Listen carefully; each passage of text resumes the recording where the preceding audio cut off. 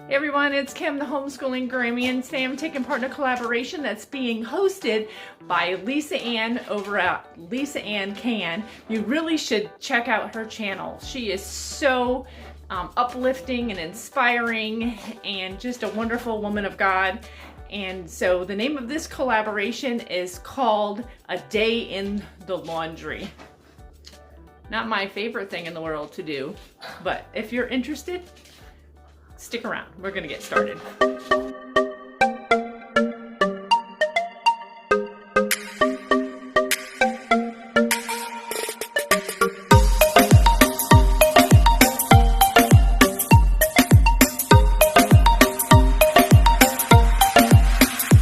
Okay, so I had thought about filming this a couple of times, and I was gonna film yesterday, and whoops, it's getting dark. Let me turn on the light.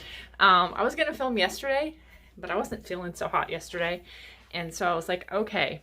And then, I had thought of it a few other times. Sorry, I'm trying to reach the light. And yeah, it just, I don't know. So now I usually do my laundry probably twice a week. There's 3 of us. But I don't have a set day.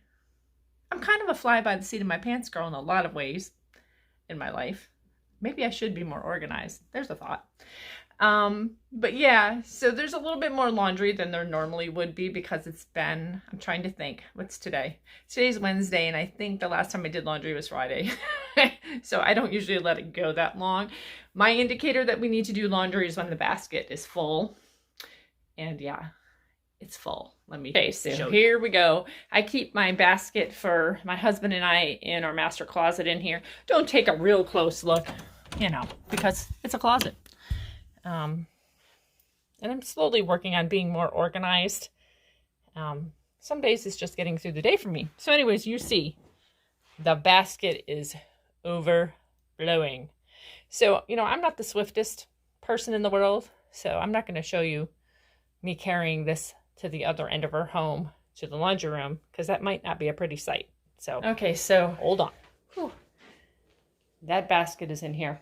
So now let's go grab my granddaughter's, which is behind her door over here. And as you see, her basket is very full. You can't even see the basket. So I'm going to carry that one. So her basket wasn't quite as full as I thought it was. A lot of it is just that the basket is kind of getting old. They both are. I need new ones.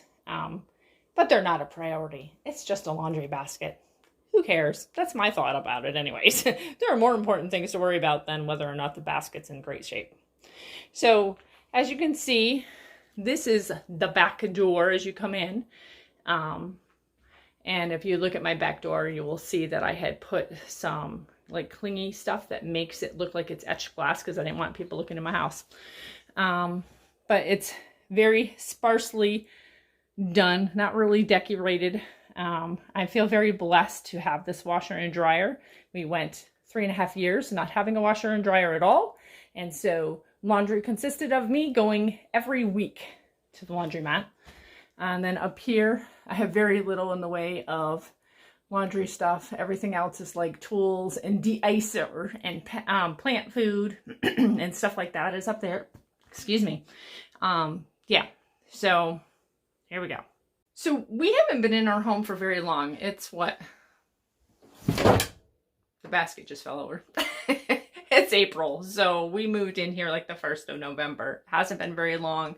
So there's just things that have taken precedence over my laundry room, quite frankly. And I don't know. Will I decorate it at some point? Maybe. Possibly. Not a big deal to me. I'm just grateful. I'm going to say that right up front. I am so grateful that I have a washer and dryer. It gives you new perspective because there have been many different chapters in our lives. Like there was a time where we owned a fairly large home when we lived in Maryland, the 5 bedrooms, 3 baths, we had a nice home. And our circumstances completely changed.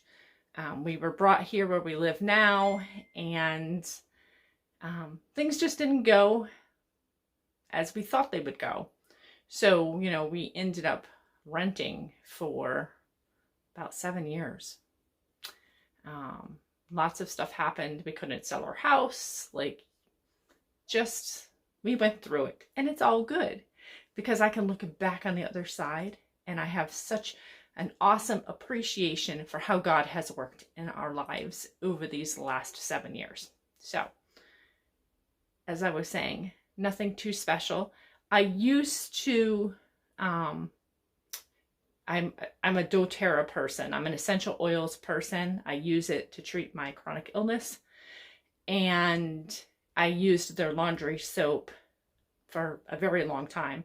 And it wasn't probably until like the last, I don't know, 8 months to a year, maybe since a little bit after the C thing started, that we had to prioritize where our money was getting spent. And so instead we went to whatever I could find that was reasonable. And now that I actually saw that there's a way that I can make my own detergent. Thank you, Lisa Ann, by the way. I may do that, but I'm going to probably change it up because there's a couple of ingredients that I'm not so sure would work for me with my chronic illness. And so, yeah, there's just things I have to be careful of. So I buy a laundry soap that it's, you know, perfume-free, dye-free, all of that kind of thing. And I have bleach, but I never use bleach. I don't know why I have it. I used to use it. I used to use it before I got my, before this chronic illness came about, but I stopped using it. So I don't use that anymore, so I'm not even sure why I keep it. But I do have some, let me see if I can reach this, some distilled white vinegar that sometimes I will put in the wash. So I'll do that sometimes. I do not use any fabric softeners at all. And you know, there are different ways that you can actually soften your clothing, and I don't even do those. I have found that since I've gotten this new washer and dryer, it's amazing like how much cleaner my clothes are becoming. Like, I didn't realize, like, when you go to a laundry facility, like, I don't know, I don't think your clothes are really getting all that clean. I'm just saying. So anyways, let me kind of turn this around or do something to make it so you can kind of see me better while I'm throwing my laundry in. Okay, so let me start this portion over again. Like, I'm having a really hard time concentrating and keeping myself on task. That happens sometimes. It's just part of what I live with. So anyways, as I was saying, and then I deleted, we are on a septic system. And so even before that, I'm a big stickler about not wasting water. So when I do laundry, it used to be once upon a time when I was raising the girls and there was a bunch of us in the house that I would have, you know, a load of weights, a load of dark clothes, a load of, you know, light colored clothes, etc. I don't do a load of weights anymore because it would take a really long time for me to have a full load, and I'm not about wasting the water. And so fortunately, the machines that we have, this only uses 7 gallons of water, and it's awesome for our septic tank, so we don't have to worry about that. We are on public water as far as, you know, the water that comes in, but we have a septic tank for everything that goes out. So that's the other thing I have to be careful of, what I put in my machine, and also what I, you know, use for my dishwasher, etc., etc. So let's get started. Aren't you excited to do laundry? I am. So yeah, so basically I just, you know, it's lighter colors that I stick in here. And depending on how much everybody has will depend on whether or not I, you know, how full I make it or whatever. So I try to get it as full as possible. So I'm going to go ahead and load this up really quick and I'll be back. So I wash all of my clothes in cold water, all of them, because there again, I'm all about conserving energy any way possible that we can. We live on a budget, so yeah. And this load only needs normal, and I always put it on high spin so that way it is as dry as possible too. So the extra spin and the efficiency of the dryer, like my clothes dry really, so it's time quickly. To switch over the laundry. We were doing a read aloud and we were working on spelling, and we just did a spelling test. So yeah, life of a homeschooler. Homeschooling and laundry, you know, you do it all together. So basically all I'm going to do now is just switch over my wash from the washer into the dryer. And I usually put it on, I'll switch it here and show you the front of my machine, but I usually do like normal timed, whatever. And I'm probably going to have 3 loads of laundry. I'm going to have 2 loads of dark. Yes, definitely going to be 3 loads. So here's my dryer. All the clothes are in there, as you can see. So I'm just going to hit the power button. And you see I have it on normal, 60 minutes. And it has like different, you know, settings or whatever. I haven't really used many of them. I'm a simple girl. So there we go. The dryer's done. Yay!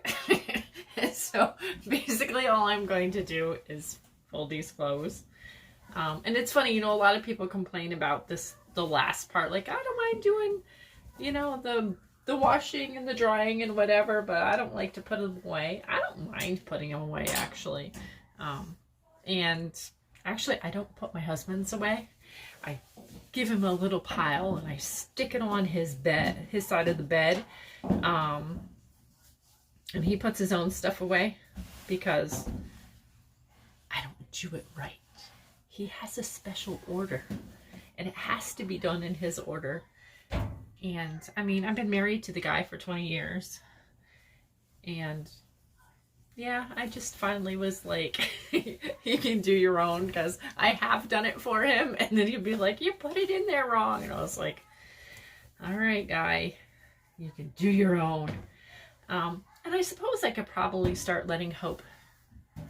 I mean, she's definitely old enough. She's 9. She could be doing that too.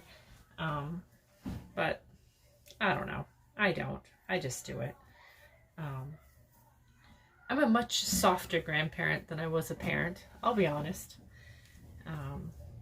I mean, she does some things, you know, like she has to pick up after herself, like if she's gotten things out and art supplies and toys and all of that kind of stuff. Like, she's responsible for making sure she puts all that stuff away.